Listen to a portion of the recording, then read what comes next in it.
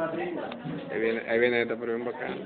Él es el último ya. Mi nombre es Alberto Abreu, matrícula es 2004-0980, y como le tocó a la compañera Mariani, a mí me tocó el mismo tiempo, ¿no? ¿Qué puede ser víctima? Víctima puede ser cualquiera.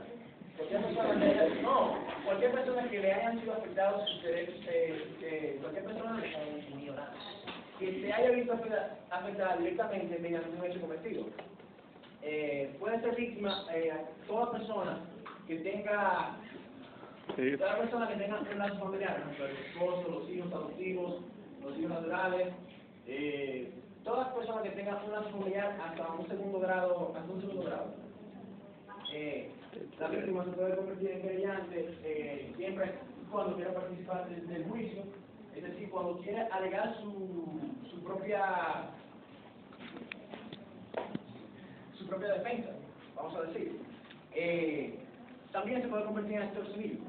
Se convierte en actor civil cuando quiere ser el asesino diariamente, es decir, que cuando quiera hacer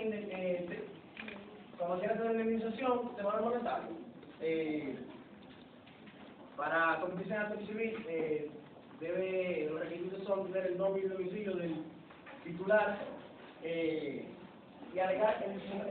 tener un motivo por el cual demanda.